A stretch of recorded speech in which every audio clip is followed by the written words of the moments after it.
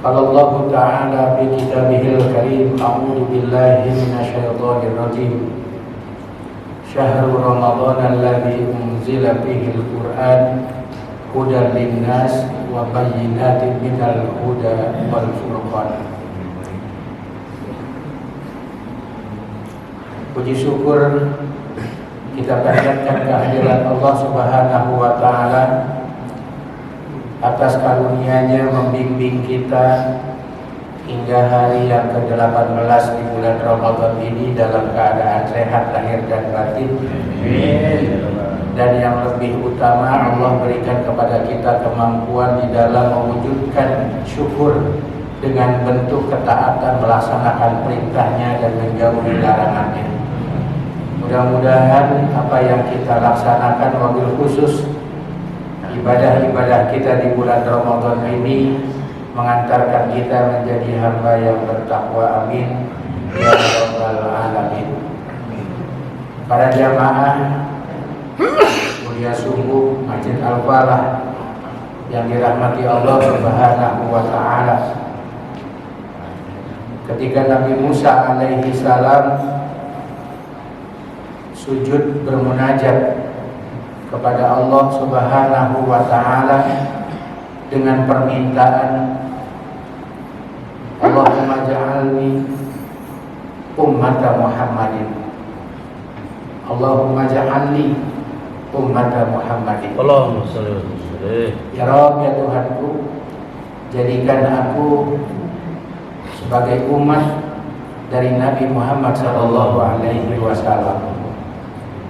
Nabi Musa alaihi salam yang hidupnya jauh pada kurun waktu di sekitar 1500 sampai 2000 tahun sebelum Masehi, jauh bertemu dengan Nabi sallallahu alaihi wasallam. Beliau justru meminta untuk menjadi umat dari Nabi Muhammad sallallahu alaihi wasallam.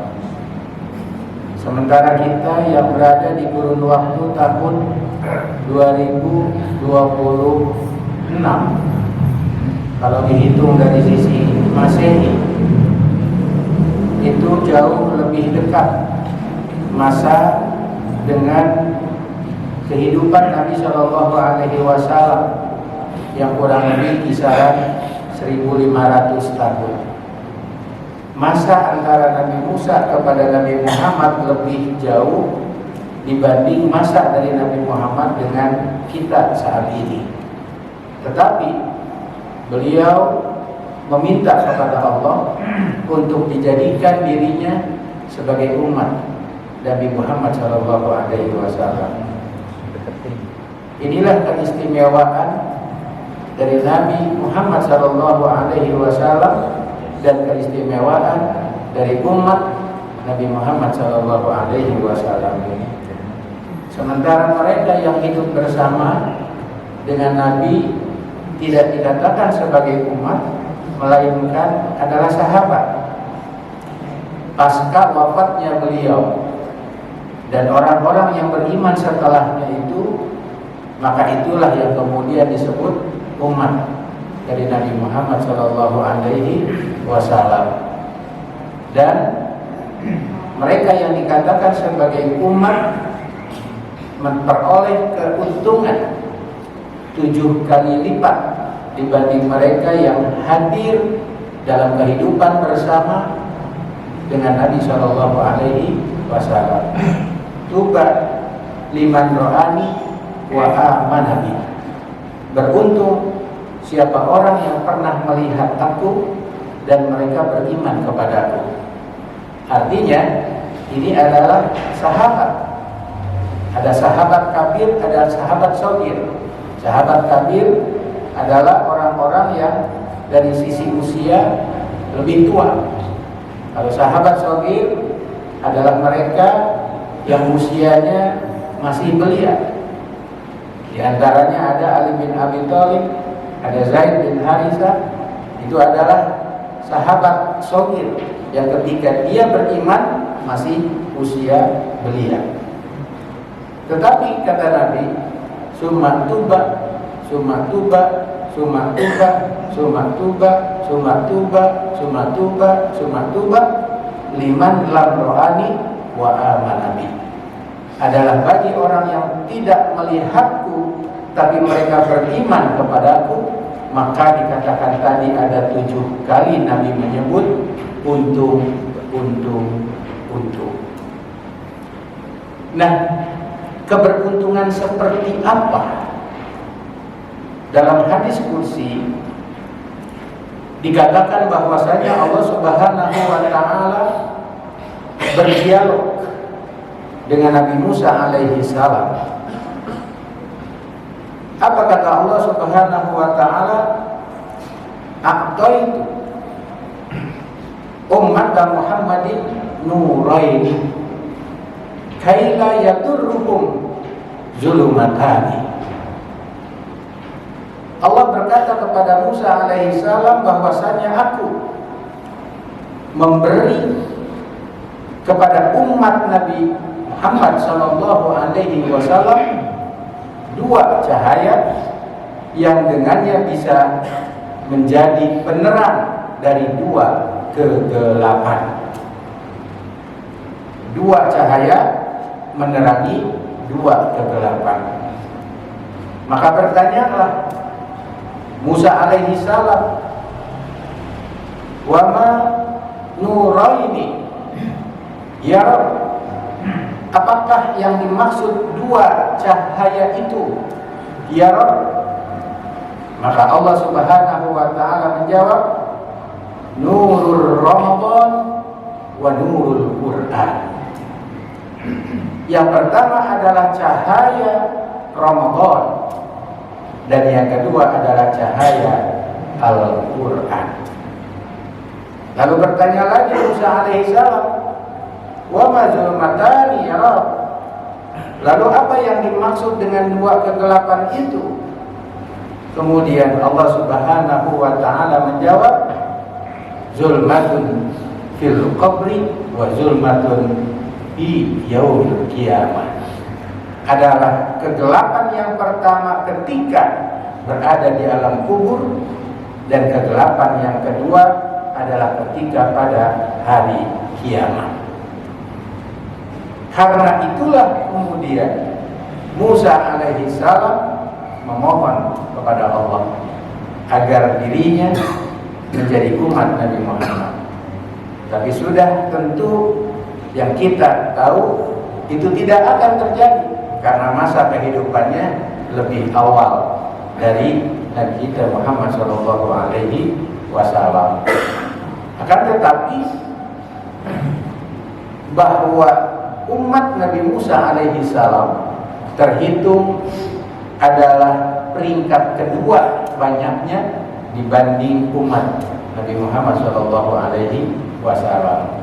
Artinya dibandingkan dari umat nabi-nabi yang lain.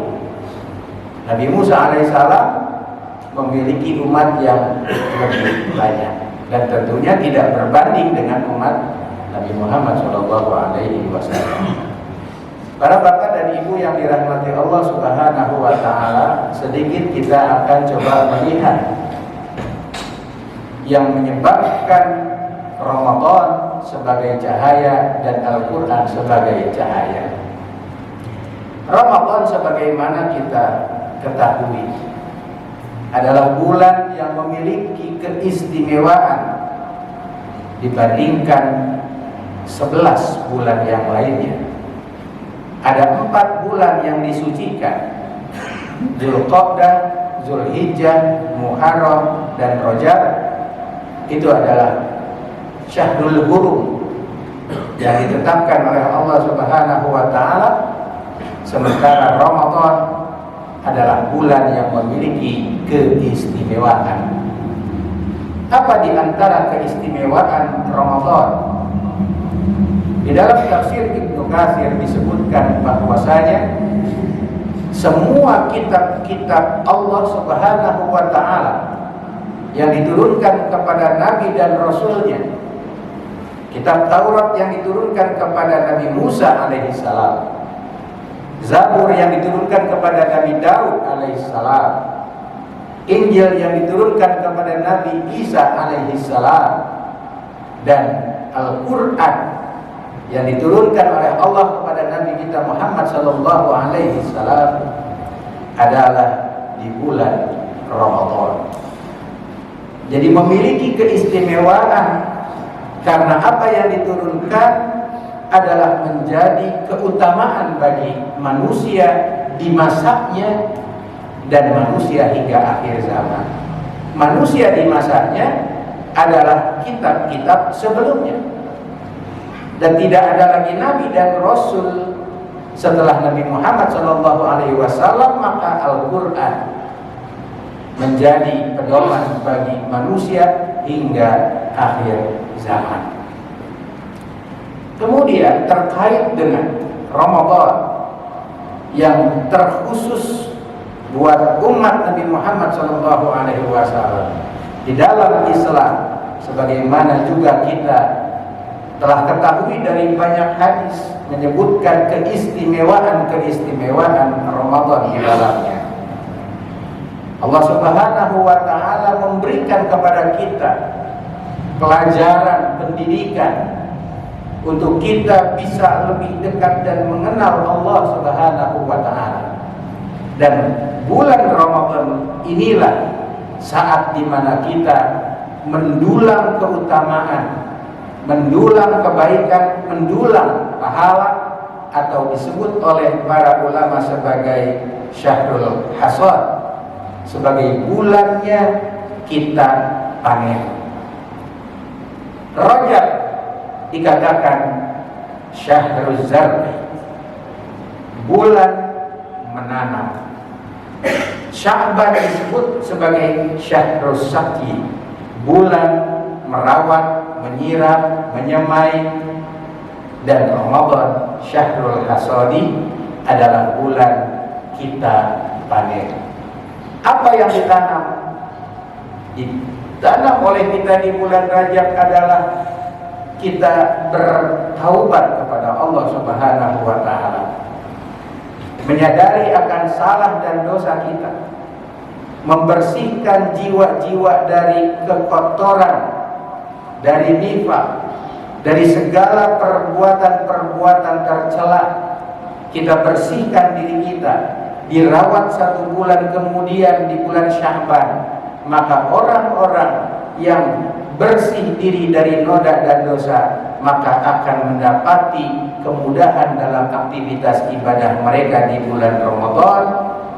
Bahkan Allah akan jadikan mereka terbebas dari api neraka, itkum minan nar. Di bulan Rajab Allah Subhanahu wa taala undang, hadirkan Nabi kita Muhammad sallallahu alaihi wasallam untuk menerima perintah sholat, yang poin utama daripada sholat adalah mengingat Allah. Innani anallah la ilaha illa ana fa'budni wa aqimis sholat li zikri. Sesungguhnya aku adalah Allah, tidak ada Tuhan kecuali aku, maka sembahlah aku dan dirikan oleh kalian sholat untuk mengingat aku. Atau di dalam Al-Ankabut 45 Allah katakan, utlu ma uhiya ilaika minal kitab wa aqimis sholat inna sholata tanha 'anil fahsya'i wal munkar wa la dzikrullahi akbar. Kalimat itu digaris bawah wala dzikrullahi akbar, dan mengingat Allah dalam sholat atau dengan sholat atau sebab sholat adalah amat utama. Jadi hal yang utama dari kita melaksanakan sholat adalah membangun kesadaran diri, dekat dengan Allah, diperhatikan oleh Allah, hanya semata menuju Allah. Itu adalah pelajaran dari ibadah sholat kita. Maka kemudian di bulan Ramadan Allah berikan fasilitas kepada kita untuk lebih dekat mengenal Allah Subhanahu wa taala. Bukan hanya ketika sholat saja, tetapi ternyata memang kehadiran Allah di dalam diri kita ada di setiap detik, bahkan di setiap nafas kita. Itu terjadi dan dirasakan oleh kita dengan Ramadan. Bahwasanya ketika kita mengingat Allah dalam keadaan sholat wajar, tetapi kemudian ketika kita ibadah Ramadan, sholat yang sudah kita tunaikan tadi selesai, lalu apa yang kita kerjakan? Kita menahan diri dari hal yang membatalkan secara syariat, antara lain dari makan, dari minum, dari syahwat kita. Sungguh pun ada di hadapan kita makanan yang halal dibeli oleh kita sendiri, dimakan tanpa ada orang yang melihat, kalaupun mau, tapi kita menjaga itu, menahan diri untuk itu. Kenapa? Karena kita telah hadirkan Allah di dalam diri kita. Inilah istimewanya Ramadan, bisa membangun kesadaran manusia bukan hanya dekat, tetapi menghadirkan Allah di dalam diri kita.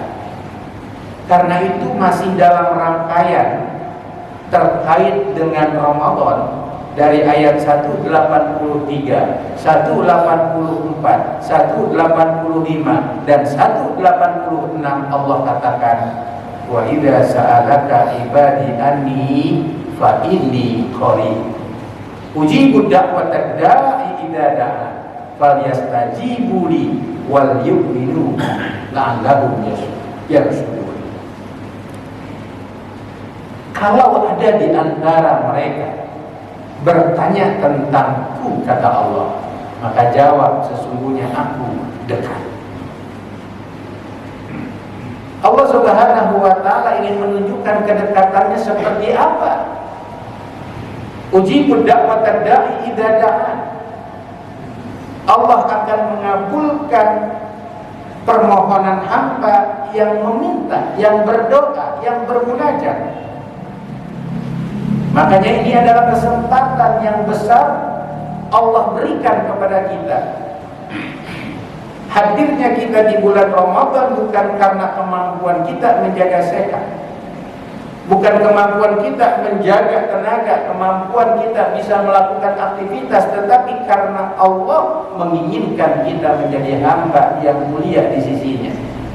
Allah menginginkan untuk hamba-hamba melihat bukti kekuasaan Allah. Ketika mana mereka meminta, Allah akan memberi apa yang mereka minta. Hanya saja ada syarat. Apa itu syaratnya? Falyastajibu li wal yu'minu bi. Yang pertama, mereka taat atas apa yang diperintahkan oleh Allah, dan yang kedua, mereka beriman kepada Allah. Maka hadis yang sering kali dikemukakan oleh para dai, man shoma ramadhana imanan wa ihtisaban, maka kemudian bagian akhir ini yang paling utama, ghufira lahu ma taqaddama min dzambi. Siapa orang yang berpuasa atas dasar iman dan ihtisab, yang banyak diartikan adalah berharap. Tapi ihtisab dalam hal ini bukan hanya berharap saja, adanya muhasabah di dalam diri kita, adanya introspeksi, adanya evaluasi apa yang telah kita lakukan terdahulu dan bagaimana keadaan kita sekarang, lalu apa yang akan kita kerjakan pada masa yang akan datang. Kalau sekarang kita muhasabah, ini hari ke-18, berarti sudah 17 hari kita tunaikan ibadah Ramadan kita, puasa kita. Mungkin kita muhasabah, iya puasanya sih alhamdulillah beres, tapi ini tarawih kita nih masih banyak yang kurang nih. Mungkin ketika kita introspeksi nih, nah ke depan masih ada kurang lebih 11 hari lagi. Maka bagaimana yang akan kita sempurnakan dari kekurangan kita kemarin? Apalagi kalau tahun yang terdahulu misalnya Tahun yang terdahulu Ramadan kita masih ada omongan-omongan, perbincangan ketika bertemu, ghibah, ngomongin orang. Kita sadar, oh kalau begitu Ramadan sekarang Allah kasih kesempatan, maka kita jaga untuk tidak melakukan hal tersebut. Nah ini adalah ihtisab. Orang yang ihtisab tadi pasti dia akan menjaga diri dan berusaha menyempurnakan apa yang sekiranya masih belum dilakukan, untuk kemudian Ramadan usai mereka pun memperoleh ampunan dari Allah Subhanahu wa ta'ala. Bahkan orang-orang yang beriman, mereka berharap, yang kata Nabi Shallallahu Alaihi Wasallam, "Lau ta'lamu ma fi Ramadan, latamannau kullu sanatin Ramadan." Kalau saja mereka tahu akan rahasia apa yang ada di bulan Ramadan, niscaya mereka akan berharap sepanjang tahunnya adalah Ramadan. Itu saking utamanya Ramadan. Ditambah lagi saking utamanya Ramadan sampai Nabi Shallallahu Alaihi Wasallam katakan, informasikan. Ini bukan hanya mengatakan apa yang Nabi ingin informasikan, tetapi justru Nabi memberitahukan keadaan. Apa kata Nabi? Idza kana akhiru lailatin min Ramadan baqatis samawati wal ardh wal malaika. Ketika tiba malam akhir di bulan Ramadan, maka menangislah langit, menangislah bumi, menangis para malaikat. Ini artinya Nabi memang mengetahui akan keadaan itu, sehingga Nabi menginformasikan, dan berarti hal itu memang adanya, terjadi. Memang apa yang terjadi? Kenapa itu menangis? Mereka mengatakan bahwasanya musibah ala ummati Muhammadin sallallahu alaihi wasallam. Mereka menangis karena umat Nabi Muhammad sallallahu alaihi wasallam mendapatkan musibah. Apa yang menjadi sebab musibah? Karena apa kata Nabi? Karena kullu da'wat mustajabatun. Setiap mana permohonan, setiap mana permintaan, setiap mana doa dan munajat kita di bulan Ramadan, semuanya diijabah oleh Allah Subhanahu wa ta'ala. Dan ketika kemudian Ramadan berakhir, maka kemudian juga ada di antara doa-doa, atau mungkin doa-doa itu tidak ada jaminan diijabah oleh Allah secara langsung.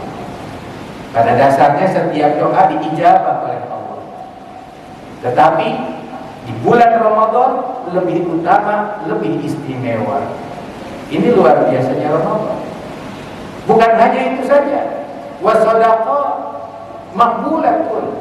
Setiap sedekah yang dikeluarkan oleh mereka di bulan Ramadan diterima oleh Allah Subhanahu wa ta'ala. Ini istimewanya lagi Ramadan. Wal hasanat mudha'afat. Setiap kebaikan-kebaikan yang dikerjakan oleh hamba di bulan Ramadan, maka pahalanya dilipat gandakan, dilipat gandakan, dilipat gandakan. Kalau di luar bulan Ramadan, sedekah kita dibalas 10. Satu kebaikan dibalas 10. Man jaa bil hasanati falahu asyru amsalihah. Satu kebaikan dibalas 10. Ketika kita membaca Al-Quran di luar bulan Ramadan, satu huruf terbalas hanya 10 kebaikan. Di luar bulan Ramadan membaca Al-Quran ketika sholat, maka dibalas satu hurufnya 70 kebaikan. Tapi ketika di bulan Ramadan, balasan itu tidak lagi berbilang kuantitatif, tetapi lebih daripada itu. Kenapa? Karena Allah memberikan jaminan, as-saumu li wa ana ajzi bihi. Orang yang berpuasa, mereka melakukan ibadah itu adalah karena aku, dan aku yang akan langsung memberi balasan dari apa yang mereka lakukan. Luar biasa. Jadi alhamdulillah kalau Bapak di bulan Ramadan silaturahmi sama ibu, sama istri, itu luar biasa, pahalanya berkali-kali lipat. Satu kali sedekah dengan istri, mau malam Jumat kek, mau malam apa kek, asalkan bukan siang hari, maka balasannya, pahalanya luar biasa, lebih besar di luar bulan Ramadan dibandingkan di luar bulan Ramadan. Baik, nah itu adalah keutamaan daripada Ramadan. Bahkan hebatnya Pak, kalau di luar bulan Ramadan kita sholat wajibnya 5 waktu Pak. Tapi kalau di bulan Ramadan orang yang puasa, mereka cuma sholat yang wajib 3 waktu aja, enggak 5 waktu.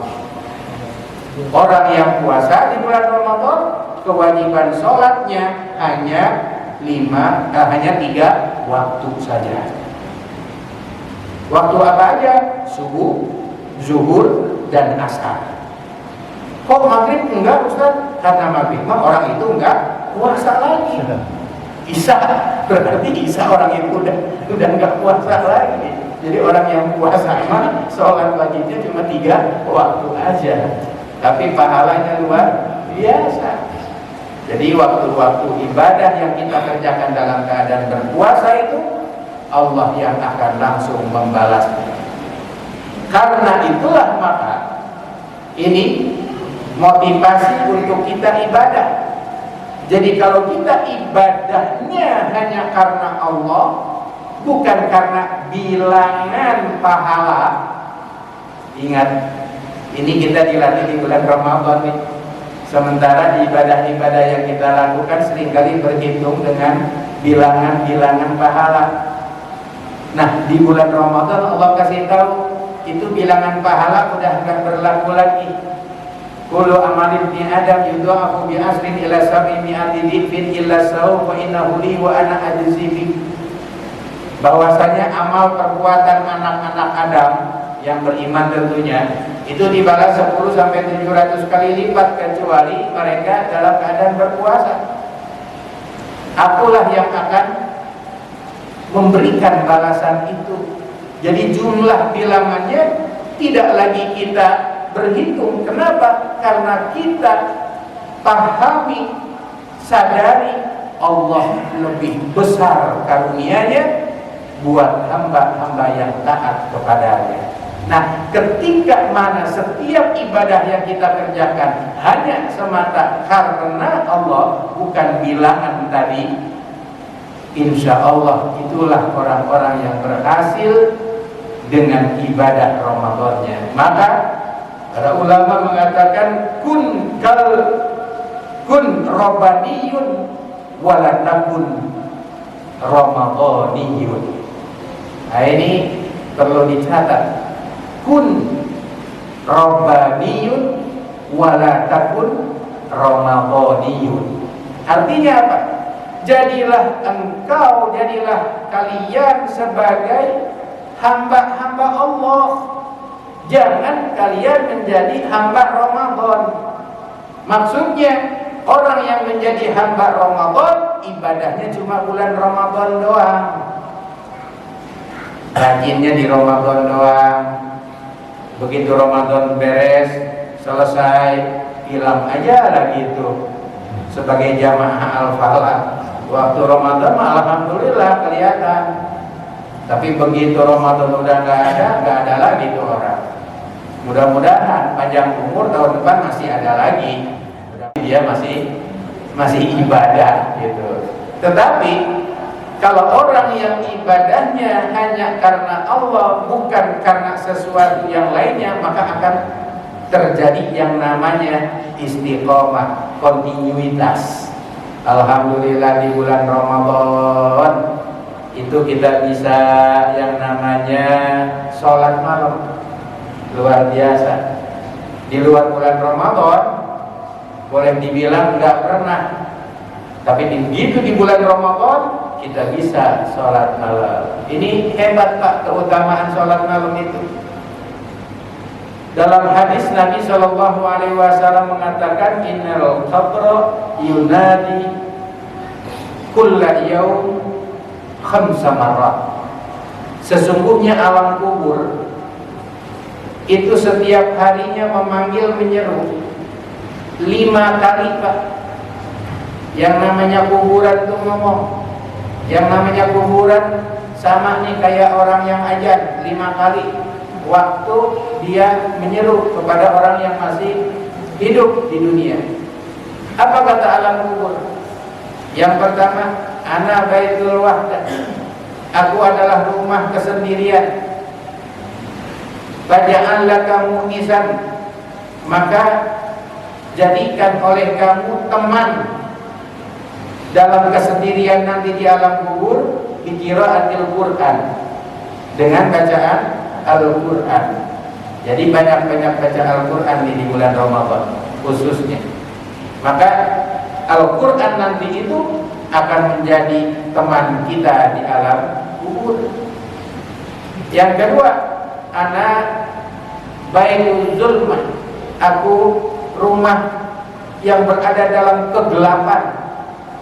Fanawwiruni bisolatil lail, maka terangi aku di dalam kubur dengan sholat malam. Alhamdulillah dengan tarawehnya masih mending tuh, masih mending. Cuma kan kalau terangnya di bulan Ramadan doangan, berarti ada batasan waktunya. Di luar bulan Ramadan masih gelap lagi. Jadi harus diterangin terus, gitu kan? Kalau cahaya ibaratnya lampu itu kan ada terang korek api, ada terangnya lilin, lilinnya juga lilin ulang tahun yang tipis, yang mulus, yang kecil gitu ya. Ada lagi yang terangnya terang patromak, ada yang terangnya terang apa ya, lampu ini yang besar, lampu pijar lah pokoknya yang besar. Nah tinggal kita nih, kalau yang sering-sering itu bangun malam, sholat malam, insya Allah terangnya tuh seperti lampu pijar yang sangat besar. Ya kalau cuma terawihnya di malam pertama doangan mah ibarat korek api, sekali hidupnya sebentar doang karena basah lagi itu kayunya, selesai gitu. Terangnya segitu doang. Ya baik. Jadi ini keberuntungan orang yang ada di bulan Ramadan. Jadi baru 2. Yang ketiga tadi kata alam kubur, ana baitul turab. Aku ini adalah rumah yang dipenuhi oleh tanah. Kan tidur di alas tanah nggak enak Pak. Tidur di alas tanah ya kalau kayak musim hujan begini nih, lembab begitu kan, pokoknya nggak nyaman. Nah rahasianya pengen tahu, alam kubur ngasih tahu nih, bukan dari Nabi, kuburan, karena dia udah pengalaman Pak, udah banyak orang yang nempatin kubur, jadi tahu mana yang enak dan mana yang gak enak. Nah kalau mau enak dikasih alam kubur nih, fahmilul firas, bawa oleh kamu tempat tidur yang nyaman, yang enak tuh, yang gak lembab. Dengan apa itu? Bi amali soleh, dengan amal soleh, artinya amal-amal kebaikan. Apa aja amal kebaikan? Itu yang ketiga. Kemudian yang keempat, ana baitul wafa'i. Aku ini tempatnya sarang hewan yang berbisa. Dia senang bikin sarang tuh di dalam tanah. Ada ular, ada kalajengking, ada tikus, kayak begitu-begitu dah. Nah, itu hewan ada racunnya. Lalu bagaimana? Alam kubur ngasih tahu, bawa penawarnya, penawar agar racun itu tidak menyentuh atau kita tidak disentuh oleh hewan-hewan tadi. Kata alam kubur, wahmilut tiryaki, bawa oleh kamu yang namanya racun penawar itu dengan apa? Biqauli bismillahirrahmanirrahim, dengan bacaan bismillahirrahmanirrahim. Gampang sih sebetulnya, alhamdulillah. Kita setiap mau melakukan kebaikan pasti bismillah. Itu akan menjadi penawar racun.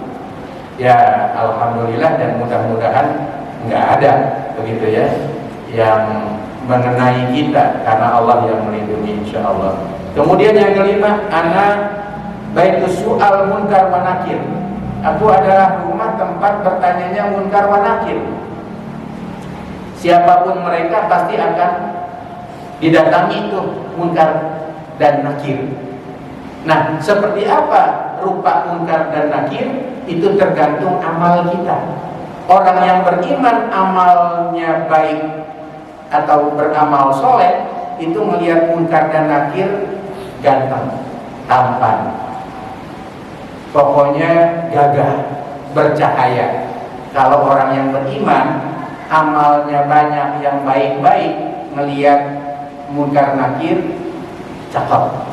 Tapi kalau orang yang salah bukan soleh, dia melihat munkar dan nakirnya buruk rupa, bahkan bau dan menakutkan. Nah ini tergantung apa berarti? Amal ibadahnya. Nah saya mau nanya, Bapak melihat saya ganteng apa enggak, Pak? Jawab ganteng supaya ketahuan amalnya soleh gitu ya, beriman. Cuma sayang saya kan bukan malaikat gitu ya. Atau malaikat sih iya. Nah, bagaimana nih kalau malaikat itu nanya nanti di alam kubur? Kira-kira bisa nggak kita ngejawab? Gampang Ustaz, ntar mesen aja sama jamaah, sama DKM. Kalau saya dibungkus kain kafan, tolong selipin aja gitu catatan sama jawaban pertanyaan munkar dan nakir nih, catatannya. Kalau ditanya ini jawab ini, ya nggak bisa diselipin gitu, kita nggak bisa baca gelap. Atau kalau sekarang kan gampang, tanya aja melalui ChatGPT. Ya bagaimana kita masukin handphone, nggak mungkin gitu ya. Supaya kita bisa, bukan berarti harus ngapalin, tapi supaya kita semua pertanyaan bisa kita jawab. Kata alam kubur nih Pak, ini rahasianya kuburan ngasih tahu sama kita. Gampang itu. Apa itu? Fa'aksiru biqauli la ilaha illallah Muhammadur Rasulullah. Udah tuh, banyakin tuh tahlil, banyakin tahlil. Kalau kita banyak tahlil, maka alam kubur akan kita bisa jawab semua pertanyaan-pertanyaan dari malaikat tadi. Nah ini tambahan dari rangkaian keterangan yang pertama. Baik, dilanjut sedikit lagi untuk yang kedua. Cahaya yang menerangi kita pada saat di alam kubur nanti dan pada hari kiamat adalah cahaya Al-Quran. Sebagaimana yang juga kita pahami bahwasanya Allah Subhanahu wa Ta'ala memberikan atas kita Al-Quran itu tidak lain adalah sebagai pedoman hidup, sebagai petunjuk atau map kalau kita menuju suatu tempat yang belum diketahui, maka dengan kita melihat petunjuk map paling tidak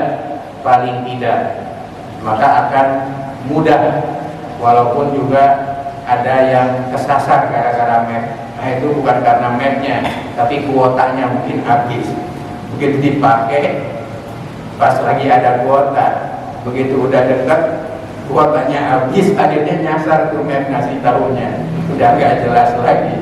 Nah, jadi Al-Quran tadi dikatakan hudal linnas wa bayyinat, sebagai petunjuk hudan, linas untuk manusia, wabayinat, dan memberikan penjelasan dari petunjuk itu.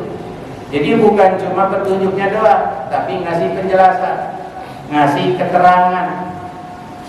wal furqan, dan pembeda antara hak dengan yang batil, antara yang baik dengan yang buruk. Nah, inilah Al-Quran. Dan dua yang dikatakan oleh Nabi Shallallahu Alaihi Wasallam sebagai syafaat, kalau tadi disebutkan sebagai cahaya dalam hadis yang lain, kalau tadi hadis kursi dalam konteks dialog dengan Nabi Musa, dalam hadis yang lain dikatakan as-siyamu wal Qur'anu yasfa'ani, bahwasanya puasa dengan Al-Quran adalah keduanya bisa menjadi syafaat. Nah, ini kedua-duanya itu Al-Quran dan puasa, orang yang melaksanakannya Pak, itu akan menjadi syafaat, penolong. Nah, bentuk syafaatnya diantaranya tadi menjadi cahaya. Bentuk syafaat daripada Al-Quran atau menolong orang yang membaca Al-Quran setelah ia ada di alam barzah dan di akhirat, dia bisa memberikan cahaya kepada orang yang membacanya. Iqra'ul Quran fa innahu ya'ti yaumal qiyamah syafi'an. Baca oleh kamu Al-Quran karena pada saat di hari kiamat Al-Quran akan datang memberikan pertolongan, memberikan syafaat kepada yang membacanya. Baru bacanya, apalagi kita memahami isinya. Lebih utama lagi kita melaksanakan kandungan yang ada di dalamnya. Karena itulah yang paling utama. Yang paling utama Al-Quran bukan hanya sekedar kita membaca, melainkan dia akan menjadi jalan kebaikan atas kita yang bisa menyelamatkan kehidupan kita, dunia kita, dan akhirat kita. Kata Allah Subhanahu wa taala pada Al-An'am 153 dikatakan, wa anna hada sirati mustaqima, sesungguhnya inilah jalanku yang lurus, yaitu Al-Quran, jalanku yang lurus. Fattabi'uhu, maka ikuti olehmu itu Al-Quran. Wala tattabi'us subula fatafarraqu bikum an sabili, jangan kalian mengikuti jalan-jalan yang lain selain daripada Al-Quran, karena akan memisahkan engkau dari jalannya Allah. Ini ada Al-Quran yang utama, Al-Quran yang menjadi jaminan keselamatan, maka prioritas dan diharuskan untuk kita berpedoman kepada Al-Quran itu. Yang Nabi SAW ini menjadi wasiat paling utama. Menjelang beliau wafat, Nabi bersabda, taraktu fikum amroini dan tadillu bihima abada, kitab Allah wa sunnata rasulih. Aku wasiatkan atasmu dua perkara yang tidaklah kalian akan tersesat jika berpegang kepada keduanya, yaitu Al-Quran dan sunnah Nabi Muhammad Sallallahu Alaihi Wasallam. Jangan panjang-panjang ngomongnya lagi puasa mah, kering bibir. Waktu suruhnya juga masih beberapa saat lagi, tapi ini ngomongnya biar sampai waktu suruh, katanya setelah itu baru tanya jawab. Mendingan sekarang aja tanya jawab. Bapak Ibu, kebetulan saya dari kemarin ini sampai saat ini nih belum tidur nih. Kalau saya mermin aja mata ini panjang di urusan, belum tidur, nungguin mantu lahiran. Alhamdulillah tadi jam 4 kurang 5 lahir, alhamdulillah laki-laki. Jadi masih roman-romannya masih aduh pedes gitu ya, kalau bisa tidur. Enggak, silakan. Silakan Bapak atau Ibu yang mau bertanya. Ada? Siapa yang bertanya? Tadi kan bulan Rajab adalah bulan menanam, bulan Syawal adalah memelihara dan menyiram, bulan Ramadan panen. Ketika kita menanam, apalagi memelihara, dapat panen nggak tuh? Dapat panennya nggak di bulan Ramadan bagian berupa menanam itu? Iya. Ya, kita sambutan tuh. Alhamdulillah. Tambah lagi ya, ada lagi. Ada lagi ya? Sambutan udah mana merah. Ada kebetulan seorang yang punya rezeki lebih, lalu dia keluarkan untuk modal membeli bibit. Ada yang nanamnya gitu ya, ada yang ngerjainnya, ada yang merawatnya, kan begitu ya. Maka orang yang bermodal tadi akan jauh lebih banyak dia punya hasil panennya.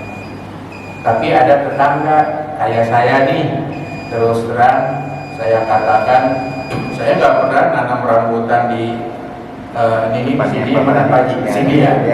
Iya, di rumah Pak Haji itu nggak pernah. Di rumah Pak Haji Dalil juga ada rambutan. Saya nggak pernah nanam. Beliau yang nanam, pasti beliau paling banyak dapatnya. Alhamdulillah, saya suka kebagian tuh kalau lagi panen itu. Saya nggak ngerawat tuh Pak Haji. Alhamdulillah dikirimin gitu. Nah, cuma kan nggak banyak Pak Haji. Nggak banyak, nggak sebanyak orang yang memang usaha. Orang yang usaha, orang yang modalin, ketika panen nanti dia bisa jual, untungnya dia bisa banyak dapat, kan begitu. Nah, begitu juga halnya dengan apa yang kita lakukan dengan panen di bulan Ramadan. Kalau orangnya udah nanam tadi dirawat, panjang tuh, panjang, maka dia akan mendapatkan hasil lebih banyak lagi gitu dibandingkan orang yang cuma hadir tuh, alhamdulillah masih mampir, masih ada orangnya. Akhirnya kebagian juga. Nah kalau kagak mampir pisang gitu kan, nggak kebagian gitu. Asal lewatnya udah kehabisan, dilupain tuh saya tuh. Kalau kita nggak kenal sama orangnya atau kita nggak dekat sama orangnya, pasti dilupain. Kan gitu. Allah begitu, Allah tergantung hambanya. Allah kalau melihat hambanya yang rajin, kenal gitu, ini yang rajin di Masjid Al-Falah, mana yang nggak rajin, tentu beda. Itu perbandingannya kurang lebih begitulah begini. Allah kan akan selalu membuka kesempatan dan terbuka ampunan seluas-luasnya. Sebesar apapun dosa yang dilakukan oleh hamba, maka kata Nabi SAW, kullu bani Adam khata'un wa khairul khata'in at-tawwabun. Bahwasanya yang namanya anak Adam itu udah dipastikan banyak di antara mereka berbuat salah, berbuat dosa. Pasti itu, khata'un. Tetapi sebaik-baik orang yang berbuat salah, berbuat dosa adalah orang yang bertaubat. Nah, jadi berapapun dosa kita telah lakukan, ketahuilah Allah lebih besar ampunannya bagi mereka yang bertaubat. Ya mudah-mudahan mereka memperoleh keutamaan yang sama di bulan Ramadan. Ada Pak orang yang ibadah Ramadannya cuma seminggu doang, apakah dia diterima ibadahnya? Ternyata diterima, ternyata dikatakan paling utama. Kenapa? Ya udah seminggu habis itu mati gitu. Belum sempat selesai Ramadan mati. Matinya lagi sholat lagi, alhamdulillah di bulan Ramadan. Iya, sahih insyaallah. Sahih insyaallah. Ustaz, ini titipan pertanyaan dari Pak Subur. Itu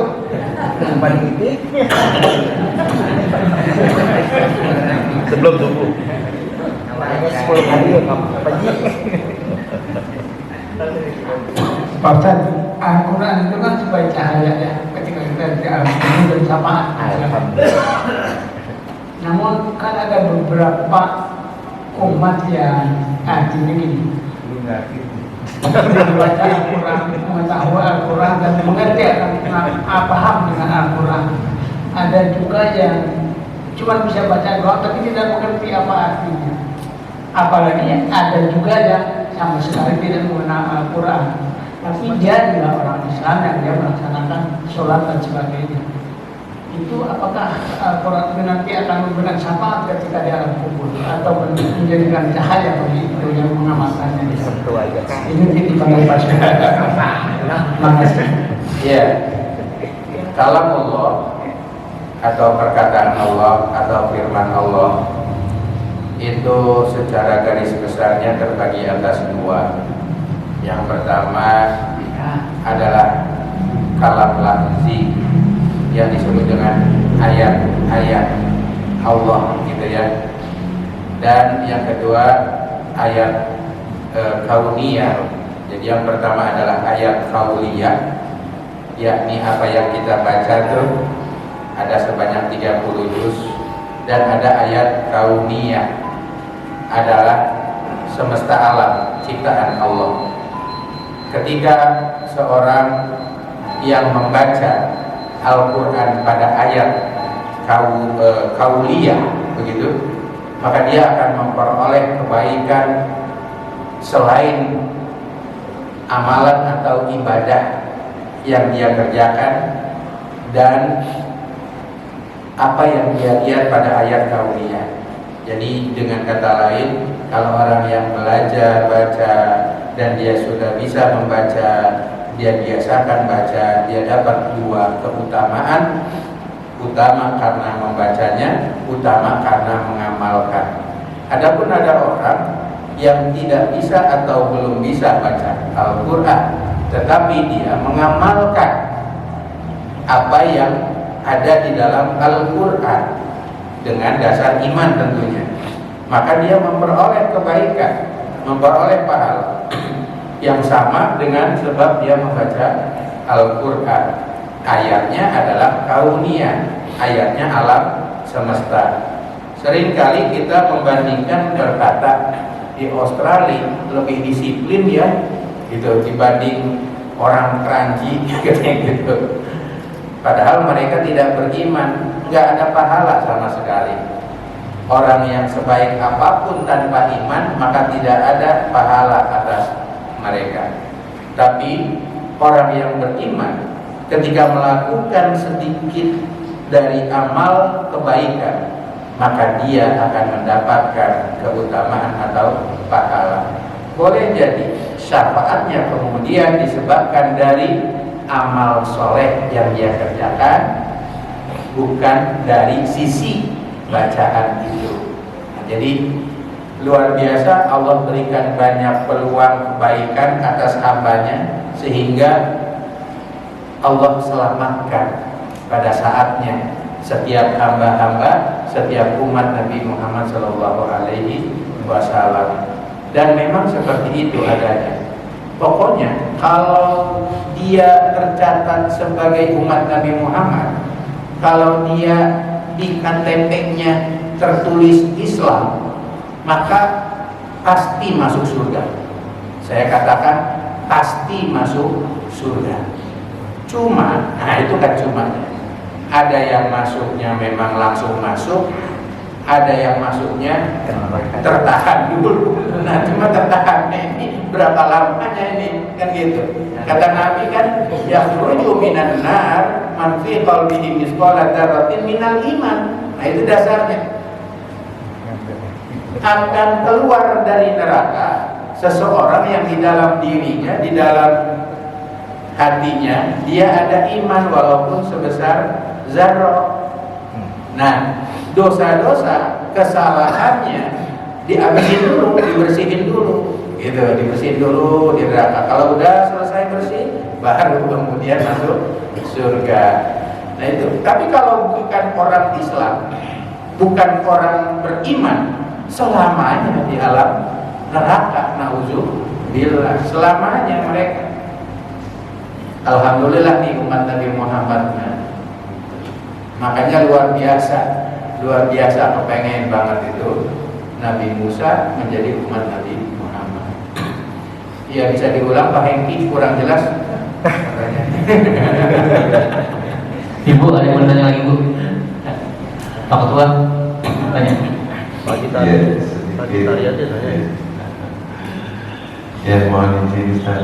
Yang pertama, keutamaan di bulan suci Ramadan ini bahkan telah diinformasikan sebelum baginda Nabi Agung Nabi Muhammad SAW dilahirkan. Para nabi terdahulu berhak masuk bulan suci Ramadan ini. Alhamdulillah kita ditakdirkan menjadi bagian dari umat Nabi Muhammad SAW. Tapi merasakan di bulan suci Ramadan ini kok kayaknya Ramadan cuma satu hari aja di hari pertama ya, bahkan belum masuk bulan suci Ramadan. Kayaknya sholat tarawihnya hari pertama aja, selesainya lebaran langsung gitu ya. Nah ini kok bagaimana ya, kita ini merasa bangga tapi melupakan diri ini, menunaikannya saja. Kok buat kami ini terutama sebagai ya nantinya juga akan ditanyakan sebagai tanggung jawab kami mengurus masjid ini, kok kayaknya sudah baru seminggu sudah lebaran, bahkan kalau di guyonan itu NU Muhammadiyah nunggu tapi yang gak ada lebaran gitu ya. Yang kedua begini Ustaz, tadi disampaikan kan manjana bil hasanati falahu asru amsalih. Nah ini juga wa manjana bis sayyiati fala yujza. Nah fala yujza illa mislaha wa hum la yuzlamun. Nah ini dalam ayatnya disampaikan seperti itu. Ini dilipat gandakan ya. Untuk maksiatnya juga dilipat gandakan apa hanya satu aja Ustaz? Karena banyak juga yang di bulan suci Ramadan ini kayaknya juga antara maksiat dan yang tidak maksiat sama aja, kehati-hatiannya berkurang gitu. Nah mungkin itu, terima kasih. Assalamualaikum warahmatullahi wabarakatuh. Waalaikumsalam warahmatullahi wabarakatuh. Baik, yang pertama terkait dengan tanggung jawab bahwa apa yang kita laksanakan adalah bagian ikhtiar, bagian usaha, bagian upaya untuk memakmurkan.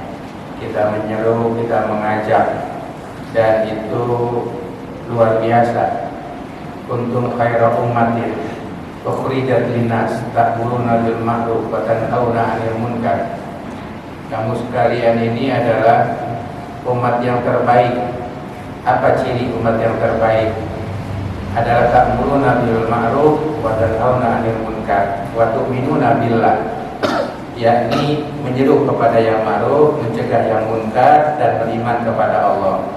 Pada satu sisi bagian itu alhamdulillah kita sudah melaksanakan. Yang kedua, innaka la tahdi man ahbabta walakinallaha yahdi man yasha. Jangankan kita, Nabi aja sama pamannya yang sejak usia Nabi 8 tahun sampai Nabi nikah juga diurusin sama beliau. Bahkan ketika wafatnya beliau di usia 63 tahun, yakni Abu Thalib, masih belum dikatakan beriman. Nah, kenapa? Karena urusan hidayah adalah urusan Allah. Sesungguhnya engkau wahai Muhammad tidaklah dapat memberikan hidayah kepada orang yang kau cinta sekalipun, melainkan aku. Yang ketiga, bahwasanya keutamaan dari seorang hamba Allah yang beriman dalam konteks dakwah adalah bukan dilihat dari hasilnya, melainkan dilihat dari prosesnya. Kalaulah yang kita beri, kalaulah yang kita ajak, kemudian dia langsung mengikuti, mungkin kita akan berhitung, alhamdulillah, usaha yang saya lakukan tidak sia-sia. Saya telah mengeluarkan ini dan itu. Saya telah mengadakan ini dan itu. Buktinya sekarang jumlahnya banyak. Kata siapa banyak? Hitungan kita mungkin banyak, tapi belum, kata Allah. Nah, yang dilihat adalah prosesnya. Kalau orang sudah melihat hasil, maka dia berhenti sampai di situ. Tapi ketika orang berpikir proses, mau apakah tidak, hadir ataukah tidak, ramai ataukah tidak, yang penting kita menyeru, yang penting kita mengajak, yang penting kita berdakwah, maka Allah memberikan pahala atas orang itu sama nilainya dengan 70 orang syuhada. Sekali kita ngajak orang, terlepas orang itu mau atau enggak, hadir atau enggak, datang atau enggak, orang itu sudah dapat pahala 70 syuhada. Luar biasa kan? Nah, kalau nggak datang lagi kan besok berarti kita ngajak lagi 70 lagi. Nggak datang juga, datang lagi, besok kita pasti ngajak lagi. Alhamdulillah. Nah, selama dia nggak datang dan selama kita terus ngajak, maka pahala itu terus akan Allah berikan. Tapi kalau sekali kita ajak kemudian dia datang, besok dia diajak lagi nggak sama kita? Enggak, kita tunggu. Paling juga kita nanya, tumben sih itu nggak datang. Paling begitu. Nah, ini adalah satu karunia sesungguhnya, sebuah karunia dari Allah atas kita, katakanlah umat Nabi Muhammad, yang ternyata Allah Subhanahu wa Ta'ala, Pak, itu memberikan atau menciptakan atau mengadakan yang disebutnya pintu surga itu ada 7. Sementara tingkatan surga ada 8. Pintu surga ada 7. Ada pintu sholat. Ada orang yang amalnya sih nggak terlalu gede, dia punya infak sedekah, tapi sholatnya cakep. Nah, itu masuk dari pintu sholat. Ada orang yang masuknya melalui pintu puasa. Sholatnya sih nggak terlalu gitu, paling subuh 2 rakaat. Saya, Pak, sholat subuh itu paling sekali, Pak, sehari. Nah, nggak bagus-bagus amat, tapi puasanya dia jaga betul tuh. Yang membatalkan baik makan minum, termasuk yang membatalkan pahala, dia jaga betul. Hebat ya. Ustaz, gampang supaya kita enggak melakukan perkara yang membatalkan pahala puasa, misalnya kumpul ngomongin orang, saya tidur aja. Saya tidur sehari-hari. Bagus tuh, bagus ya. Cuma pahala yang lain gak dapat gitu. Oke, yang kedua pintu puasa. Yang ketiga pintu jihad. Nah, pintu jihad ini itu tidak diartikan orang yang berperang di masa Nabi. Pintu jihad ini adalah orang yang menyeru di jalan Allah. Nah, ini dia cuma bisa ngajak doang gitu. Dia cuma noel atau apa ya, nyolek lah gitu, nyolek lah nyolek yuk ke masjid, sering ya, nyalo dah, nggak apa-apa disebut nyalo. Nah, urusan datang enggaknya ya urusan Allah. Nah, rajin banget nih dia kerjanya begitu doang tuh, kerja. Itu masuk nih pintu yang ketiga, pintu jihad. Kemudian yang keempat, ada pintu birrul walidain. Ada pintu birrul walidain. Karena berbakti kepada orang tua. Artinya kalau yang disebutkan ini itu menjadi lebih utama, itu maksudnya. Yang paling utama, yang paling ternilai lah seperti itu. Ya. Bukan berarti yang lain, oh kalau orang yang masuk pintu surga melalui pintu birrul walidain, nggak apa-apa dong dia nggak sholat, yang penting birrul walidain. Ya nggak begitu maksudnya. Jadi yang paling utamanya adalah birrul walidain. Kemudian yang kelima, pintu zikir. Nah, pintu zikir ini, apakah zikirnya itu zikir zahar yang dilafalkan secara bersama, atau zikir yang dimaksudnya adalah zikir hati, mengingat Allahnya itu, wallahu a'lam. Tapi disebutnya pintu zikir. Orang yang banyak zikirnya kepada Allah. Kemudian yang keenam, pintu sedekah. Nah, pintu sedekah, hal ini tidak berarti keuntungan bagi orang yang punya uang dalam sedekah. Karena ketika Nabi diprotes sama sahabatnya, "Dhahaba ahlu dusur bil ujur." Itu saya lihat banyak orang kaya yang enak banget dia pahalanya. Yusalluna kama nusalli. Dia sholat kayak saya juga sholat. Yasumuna kama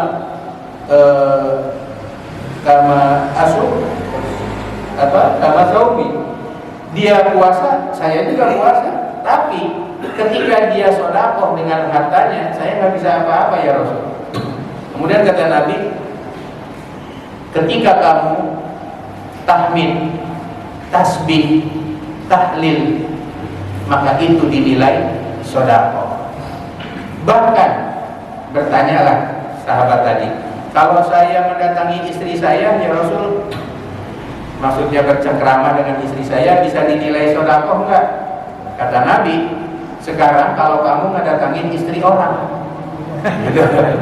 itu dibalik tanya gitu maksudnya. Kalau kamu ngedatangin wanita yang bukan muhrim, kamu gauli, dosa enggak? Dosa. Nah, kalau kamu datengin wanita yang halal, berarti berpahala, itu juga adalah sedekah. Nah, jadi pintu-pintu tersebut peluang buat kita untuk bisa mendapatkan karunia Allah. Yang terakhir adalah pintu haji. Yang ketujuh, pintu haji. Bukan berarti orang mengajar pintu haji itu hampir setiap tahun dia haji. Enggak. Hampir setiap tahun dia ibadah ke tanah suci. Itu mah proyek kerjaan.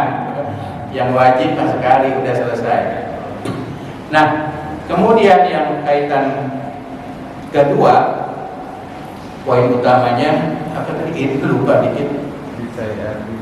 Oh ya, Allah membalas 10 kali kebaikan dari satu kebaikan yang dikerjakan. Tapi ayatnya mengatakan wa man jaa bisayyi'ati fala yujza illa mislaha. Allah enggak balas 10 kali lipat keburukan, melainkan dibalasnya dengan hal yang serupa. Luar biasa, Pak. Ini rahmat rahimnya Allah. Kalau berbuat baik dibalas 10 kali lipat, tapi kalau berbuat buruk cuma sekali sesuai dengan keburukan orang itu. Gitu. Jadi nggak dilipat gandakan tuh. Nggak dilipat gandakan. Asik. Untung. Untung. Kata siapa untung? Satu kali keburukan menghapus semua ibadah yang dia kerjakan. Bagaimana sekali kita tidak kerjakan, menghapus semua kebaikan yang dia lakukan? Itu kan berarti kerugian yang luar biasa.